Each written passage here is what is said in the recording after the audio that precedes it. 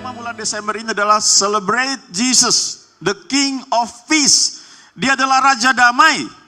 Bagi kita yang sudah mengenal dia, maka salah satu yang Tuhan berikan buat kita adalah rasa damai di kedalaman hati kita ketika kita ada dalam rencananya.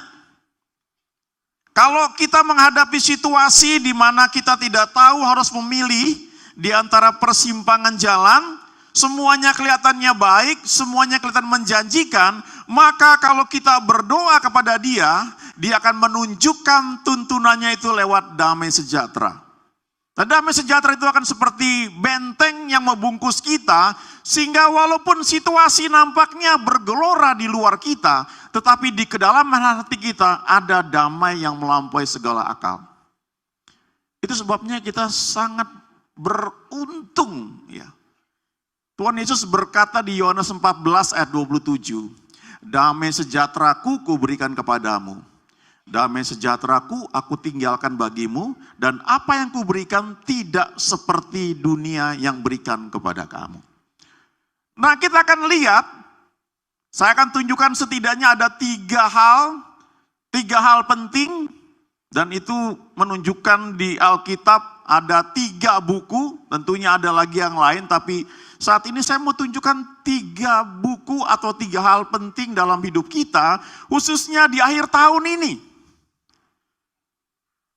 Nanti saya akan tunjukkan, yang pertama ini dari Perjanjian Lama, di kitab paling akhir, di kitab Wahyu. Kalau kita baca di kitab Wahyu, ya, Wahyu pasal ke-20, ayat yang ke-12 sampai 13 dikatakan di situ ada banyak buku yang dibuka pada akhir zaman. Dan orang-orang mati dihakimi menurut apa yang tertulis dalam buku-buku tersebut. Itu artinya setiap orang ada buku yang mencatat apa yang dia buat selama di muka bumi ini. Mungkin itu seperti film yang ditunjukkan kepada kita. Tapi tidak hanya itu, dikatakan ada buku lain. Selain banyak buku yang dibuka, ada buku lain atau kitab yang disebut dengan kitab kehidupan. Buku kehidupan atau kitab kehidupan, the book of life. Lalu Wahyu 20 ayat 15 berkata, dan setiap orang yang tidak didapat namanya dalam kitab kehidupan atau buku kehidupan itu, maka orang itu akan dilemparkan ke dalam api, ya, ke dalam neraka. Jadi selain ada banyak buku yang masing-masing buku itu mencatat segala pekerjaan kita selama di muka bumi ini, apa yang kita perbuat, tapi ada satu buku yang isinya daftar nama. Dan dikatakan di kitab Wahyu ini, setiap orang yang namanya tidak tercatat dalam kitab kehidupan itu, dia akan dilemparkan ke dalam neraka. Jadi kalau kita pelajari lebih lanjut kitab kehidupan ini, ya nanti bisa pelajari sendiri ya. Daud melihat hal itu, Musa juga mengetahui hal itu, Paulus juga tahu tentang hal itu, kitab kehidupan. Dan yang dicatat di kitab kehidupan itu adalah orang-orang benar.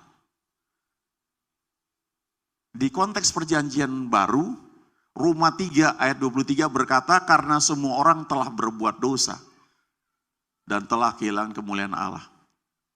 Gak ada yang gak berdosa. Semuanya. Kecuali Yesus, firman Allah yang menjelma menjadi manusia. Alkitab berkata dia dicobai dalam segala hal, tapi dia tidak berdosa. Tapi Roma 3 ayat 23 itu juga berkata bahwa orang yang percaya kepada Yesus itu dibenarkan. Dibenarkan dengan cuma-cuma karena percaya kepada Yesus. Jadi karena dibenarkan, maka orang tersebut namanya tercatat dalam kitab kehidupan. Di slide berikutnya kita bisa melihat, ya, waktu Tuhan Yesus mengutus 70 murid-murid, diberi kuasa, lalu mereka menyembuhkan orang sakit, mereka mengusir setan-setan, lalu ketika mereka kembali, mereka bilang, "Guru, setan-setan takluk kepada kami." Lalu Yesus bilang begini, ya. Slide berikutnya dikatakan begini. Jangan kamu bersukacita karena roh-roh jahat itu takluk kepada kamu, tapi bersukacitalah karena namamu terdaftar di surga. Jadi bukan soal banyaknya hal yang kamu buat karena kuasa yang aku berikan kepada kamu, tapi jauh lebih penting bersukacitalah kalau namamu terdaftar di surga. Jadi ternyata itu beda antara kamu buat kuasa karena power yang aku berikan kepada kamu, karena otoritas yang aku berikan kepada kamu, dengan namamu terdaftar di surga. Ada contoh penjahat di samping Tuhan Yesus, ada 2 orang di samping kiri dan di samping kanan, masing-masing 1 orang ya. Yang satu menolak Yesus, yang satu mengakui Yesus. Dan dia bilang, "Yesus, ingatlah akan aku apabila engkau nanti datang sebagai raja." Dan Yesus berkata, "Hari ini juga engkau bersama aku di Firdaus." Tidak sempat ngapa-ngapain. Tapi karena dia mengakui Yesus, saat itu juga namanya dipastikan tercatat dalam kitab kehidupan. Gak sempat ke gereja. Gak sempat beri persembahan. Gak sempat ngunjungin orang-orang miskin. Atau gak sempat melayani. Tapi toh pada detik-detik terakhir dia mengakui Yesus. Bahwa Yesus akan datang nanti sebagai Tuhan, sebagai Raja, akan menghakimi. Dan ketika dia mengakui hal itu, Yesus bilang, "Hari ini juga engkau bersama dengan aku di Firdaus." Ya. Kitab Wahyu 20 ya, ayat 21, Wahyu 21 ayat 27 itu berkata dengan jelas. "Tetapi tidak akan masuk ke dalamnya sesuatu yang najis atau orang yang melakukan kekejian atau dusta. Tetapi hanya mereka yang namanya tertulis di dalam kitab kehidupan anak domba itu." Kitab kehidupan anak domba ya berarti kitab Yesus. Anak domba Allah itu di kitab Wahyu adalah Yesus yang datang sebagai korban yang dipersembahkan supaya kita dipulihkan hubungannya dengan Tuhan. Jadi untuk bisa tertulis nama kita dalam kitab kehidupan itu, kita perlu punya hubungan dengan anak domba itu, dengan Yesus. Slide berikutnya. Setiap orang yang mengakui aku di depan manusia, aku juga akan mengakuinya di depan Bapakku yang di surga. Pengakuan. Sebagian gereja itu ada satu pelajaran Alkitab selama mungkin beberapa minggu. Ya. Setelah itu mereka akan mengaku percaya. Baru mereka bisa mendapatkan surat sebagai salah satu syarat untuk menikah. Ya, pengakuan percaya di depan jemaat. Saya sudah belajar sekian bulan dan saya memutuskan mengakui Yesus sebagai Tuhan dan Juru Selamat. Tetapi barang siapa menyangkal aku di depan manusia, aku juga akan menyangkalnya di depan Bapakku yang di surga. Ya, kalau dalam terjemahan bahasa Inggris itu ya, ada terjemahan isi Inggris mengatakan, "You should say clearly to other people, I believe in Jesus." Aku percaya kepada Yesus. Itu yang menyebabkan seseorang itu namanya tercatat, tercantum dalam kitab kehidupan. Nah, Bapak, Ibu, teman-teman yang rajin beribadah, mungkin tidak pernah absen ke gereja, setiap minggu datang, bahkan rajin mungkin dalam aktivitas rohani. Coba tanya secara pribadi, apakah sudah pernah mengakui Yesus sebagai Tuhan dan Juru Selamat secara pribadi? Saya Kristen dari kecil, bahkan sebelum lahir saya sudah Kristen karena bapak ibu saya Kristen. Tapi saya hanya ke sekolah minggu, remaja karena orang tua saya mewajibkan. Tapi pada waktu ada KKR di SMA saya, bukan dari gereja, dari SMA saya. Pendeta khotbah dan dia tantang siapa yang mau terima Tuhan Yesus. Saya satu di antara sekian orang yang berdiri terima Yesus. Penampilan saya nggak berubah, tapi ada yang membedakan yang saya ingat sampai saat ini. Yang pertama, saya bisa punya kasih ke teman yang saya nggak suka. Nggak ada yang ngajarin. Yang kedua, saya bisa beli Alkitab dengan uang jajan sendiri dan baca Alkitab itu dari Kejadian sampai Wahyu setiap hari. Saya beli renungan harian. Pendeta saya nggak ngajarin untuk baca Alkitab. Di sini kita ada program BRF, Bible Reading Family. Tiap hari baca 5 pasal. Zaman saya dulu pendeta saya nggak pernah ngajarin. Tapi kenapa saya bisa beli Alkitab dan baca urut dari Kejadian sampai Wahyu? Karena saya terima Yesus. Sejak itu saya tahu bahwa nama saya tercantum dalam kitab kehidupan. Walaupun pengertian ini baru saya dapat belakangan. Ya. Nah itu buku pertama di kitab Wahyu dan kitab-kitab lainnya. Tapi saya mau tunjukkan juga ada buku kedua yang penting. Ya, yaitu buku tentang rencana Tuhan dalam hidup kita. Ketika kita sudah terima Tuhan Yesus, maka Alkitab berkata di Efesus 2 ayat 10, ada pekerjaan baik yang Tuhan siapkan buat kita masing-masing. Pekerjaan baik itu tidak berarti saudara akan jadi pendeta.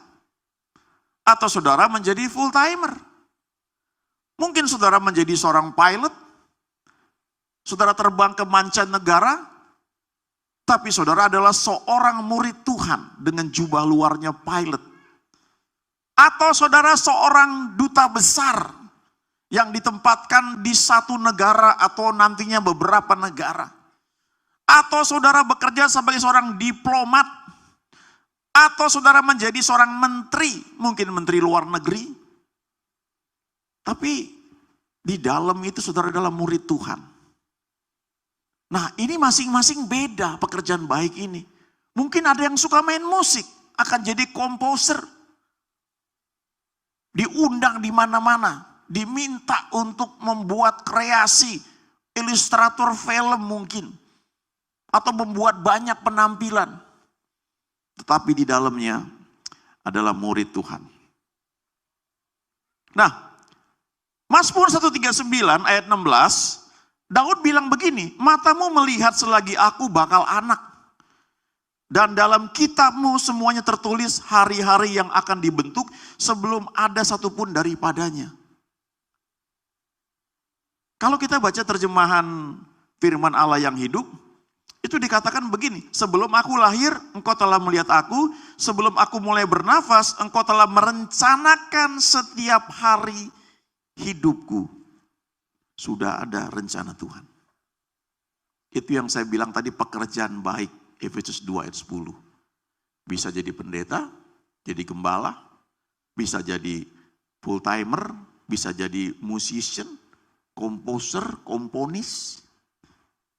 Bisa jadi pilot, bisa jadi duta besar, bisa jadi seorang dokter, dokter gigi, apa saja.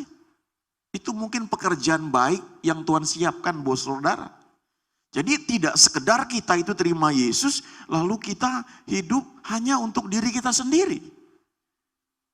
Setiap ada masalah kita datang, doa, anak kita mau ujian, kita doa, atau kita mau bekerja, kita berdoa. Lalu kita bekerja, tapi kita nggak melibatkan Tuhan. Lalu ketika ada masalah kita berdoa, Tuhan dengar.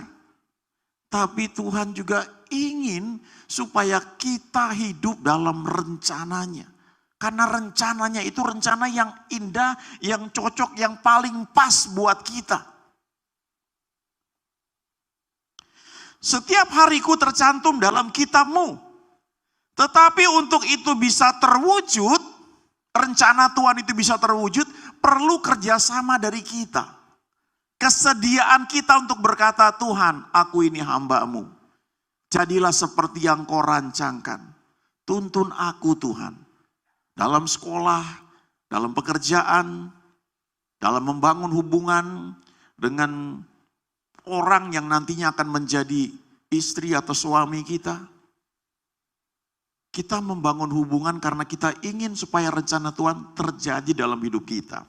Slide berikutnya saudara, Matius 11 ayat 28 sampai dengan 30, Tuhan bilang begini, marilah kepadaku semua yang letih lesu dan berbeban berat. Aku akan memberi kelegaan kepadamu. Pikulah kuk yang kupasang dan belajarlah padaku, karena aku lemah lembut dan rendah hati, dan jiwamu akan mendapat ketenangan. Sebab kuk yang kupasang itu enak dan bebanku pun ringan. Banyak hal dalam hidup kita ketika kita menghadapi masalah, situasi yang berat, itu sebenarnya terjadi karena kita sadar atau tanpa sadar, kita tidak melibatkan Tuhan dalam kehidupan kita. Kita bekerja dengan cara kita. Yang kita kira itu betul, itu benar, itu baik. Tapi kemudian ketika ada masalah kita datang kepada Tuhan. Kita capek, letih, lesu. Itu kayak Marta yang sibuk melayani. Gak salah sebenarnya melayaninya.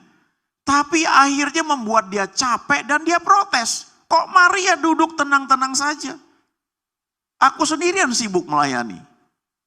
Nah kalau itu kita alami, mungkin Matius 11 ini merupakan jawabannya. Tuhan berkata, marilah kepadaku. Ya, saya suka terjemahan dari The Message ya. Are you tired? Apakah kamu capek? Burn out on religion. Kamu terbakar, kamu hangus, kamu capek karena aturan-aturan agama yang membelenggu kamu. Saya harus begini, saya harus begini. Lalu, come to me, datanglah kepadaku, get away with me. Ayo nyepilah bersama aku, jalan bersama aku, yuk kita pergi berdua saja. And you will recover your life. Hidupmu akan pulih kembali. I will show you how to take a real rest. Aku akan tunjukkan kepadamu bagaimana untuk menikmati rasa teduh yang sesungguhnya. Walaupun situasi mungkin sulit, pekerjaan kita nampaknya banyak hal yang kita hadapi, tapi ada rest di kedalaman hati kita, ada keteduhan. Itu yang saya bilang damai sejahtera yang melampaui segala akal. Jesus is the King of Peace, Raja Damai. Dan kita yang sudah terima Tuhan Yesus, dia hidup di dalam hati kita. Raja Damai itu. Kita perlu menyediakan waktu. Pagi hari mungkin cuma 10-20 menit. Lalu sepanjang hari itu di tengah kesibukan tetap kita terlibat dengan dia lewat percakapan dalam hati. Tuhan ini bagaimana caranya, tuntun aku. Dikatakan lebih lanjut, walk with me and work with me. Ya, dia bilang di sini, bekerjalah bersamaku. Ya, berjalanlah bersamaku dan bekerjalah bersamaku. Watch how I do it. Lihat bagaimana cara aku menangani hal itu. Berjalan bersamaku, bekerjalah bersama aku, libatkan aku. Lalu kalimat berikutnya, learn the unforced rhythms of grace. Belajarlah mengikuti irama anugerah yang tidak dipaksakan. Kamu akan mengalir. Bukannya gak punya plan, tapi kamu tidak istilahnya gerasa gerusu atau pusing mikirkan nanti ke depan bagaimana. Kamu mengizinkan Tuhan menuntun kamu. I won't lay anything heavy or ill-fitting on you. Aku gak akan taruh sesuatu yang berat buat kamu atau sesuatu yang membuat kamu sakit. Keep company with me and you will learn to live freely and lightly. Tetap bekerja sama dengan aku dan kamu akan belajar bagaimana hidup dengan merdeka dan ringan. Ada satu kalimat dari satu buku ya. What are you going to say when you stand before the Lord Jesus Christ and He asks you, did you follow my plans for your life or your own? Apa yang akan kamu katakan waktu nanti kamu berdiri di hadapan Tuhan dan Dia bertanya, apakah kamu mengikuti rencanaku untuk hidupmu ataukah kamu lakukan sendiri yang kamu pikir baik dengan caramu? Seperti lagu yang terkenal sekian tahun yang lalu. I did it my way. Aku lakukan dengan caraku.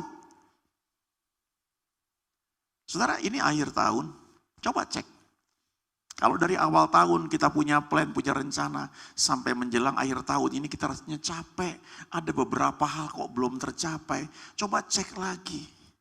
Apakah kita ikuti rencana Tuhan atau tidak? Dan Tuhan itu baik sekali. Kalau kita sadar ada yang miss, ada yang kelewatan, Dia selalu memberikan jalan keluar. Asalkan kita mau. Cuma kita rugi waktu aja. Itu kayak kita mau jalan pakai Google Maps, sudah dikasih tahu nanti belok kanan, kita bandel lurus. Lalu Google itu atau Waze, ya Waze, dia akan ngitung ulang lagi. Nanti kita perlu U-turn. Kita bandel, kita terus saja. Dia akan ngitung lagi. Pada akhirnya kalau kita nurut, kita akan nyampe ke tujuan. Cuma kita rugi waktu. Mengikut Tuhan juga seperti itu. Day by day, setiap hari. Minta tuntunan, ada sesuatu yang salah biar dikoreksi. Lalu buku yang ketiga, di slide berikutnya, nah ini di kitab perjanjian lama. Di paling akhir di kitab Maleaki. Maleaki 3. Ya banyak orang bilang tentang persepuluhan. Ya betul. Memang kalau kita baca ayat 10, 11 mengenai persepuluhan. Tapi selanjutnya kalau saudara baca, itu ada orang-orang yang melayani Tuhan. Mereka bilang kayaknya kita kok gini-gini aja ya. Kayaknya kok orang yang gak ikut Tuhan lebih diberkati ya. Kayaknya orang-orang jahat yang menyangkal Tuhan kayaknya hidupnya enak ya. Sia-sia nih kita beribadah. Sia-sia nih kita datang setiap minggu ke gereja. Kita memberi persembahan. Sia-sia kita memberi persepuluhan. Atau janji iman. Atau apapun namanya. Tapi kemudian Maleaki 3 ayat 16. Ini firman Tuhan. Beginilah berbicara satu sama lain orang-orang yang takut akan Tuhan. Tuhan memperhatikan dan mendengarnya. Sebuah kitab peringatan. A book of remembrance. Ditulis di hadapannya bagi orang-orang yang takut akan Tuhan. Dan bagi orang-orang yang menghormati namanya. Ada buku peringatan yang mencatat setiap hal yang kita lakukan. Ketika kita melakukan apa yang Tuhan perintahkan, itu dicatat sama Tuhan. Dia enggak abaikan. Di beberapa bagian kitab Injil dia berkata, seorang pekerja patut mendapat upahnya. Saudara melayani dari hati saudara, saudara lakukan itu untuk Tuhan. Rewardnya pasti ada, enggak mungkin enggak. Saudara mungkin mendapatkan sesuatu di muka bumi ini dari orang yang mungkin mempekerjakan saudara di kantor, di pelayanan, atau di gereja. Tapi kalau saudara lakukan dari hati saudara, tidak hanya itu. Sikap hati saudara itu naik ke surga dan ada reward dari Tuhan yang Dia berikan, yang saudara nggak pernah pikirkan.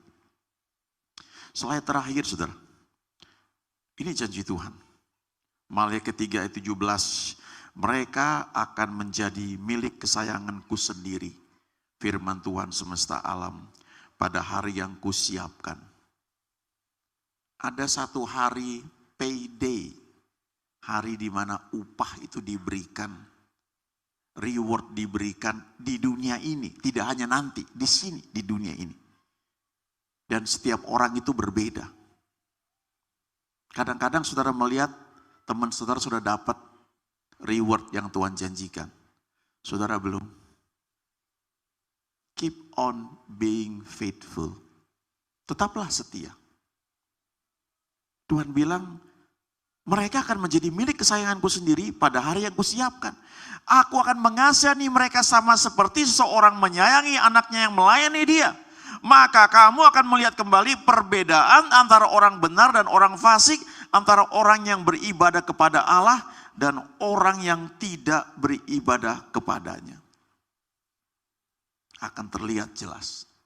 Tadi saya tunjukkan di bagian awal, kitab terakhir dari perjanjian baru. Wahyu 22. Kemudian saya tunjukkan juga kitab terakhir dari perjanjian lama. Kitab Maleaki.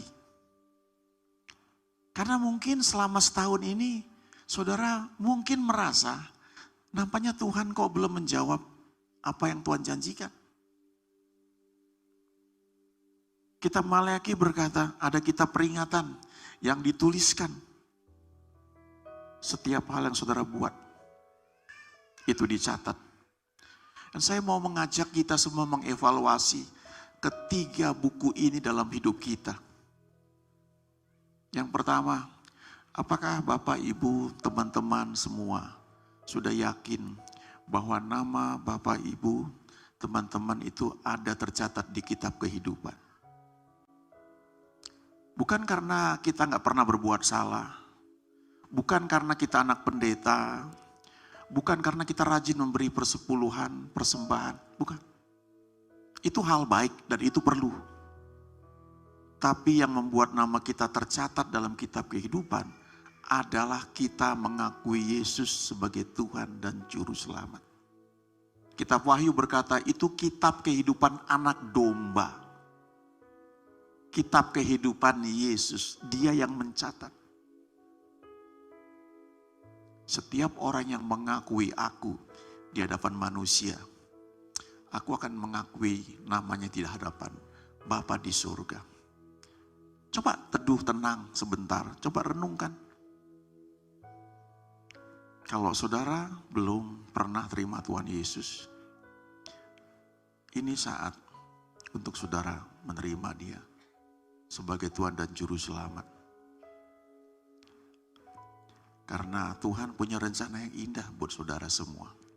Sementara saudara teduh, gak perlu lihat kiri kanan, ambil keputusan. Yang belum terima Tuhan Yesus, saya mau ajak saudara untuk mengangkat tangan dan ikutin doa saya dari hati saudara. Tuhan Yesus, ini aku Tuhan. Aku mengundang Engkau sebagai Tuhan dan Juru Selamatku. Masuk dalam hatiku. Menjadi Tuhan, menjadi Raja dalam hidupku. Berkuasa dalam hidupku Tuhan. Dan aku mau mengikuti rencanamu dalam hidupku. Supaya pekerjaan baik yang Tuhan sediakan boleh aku nikmati. Di dalam nama Yesus, aku berdoa. Turunkan tangan saudara. Yang kedua saudara, saya mau berdoa untuk kita semua. Saudara sudah terima Tuhan Yesus. Mungkin saudara sudah melayani. Mungkin sudah jadi pendeta. Saya pernah pelayan di satu tempat. Tapi banyak orang yang ternyata tidak mengikuti rencana Tuhan dalam hidupnya. Ada plan of God buat saudara.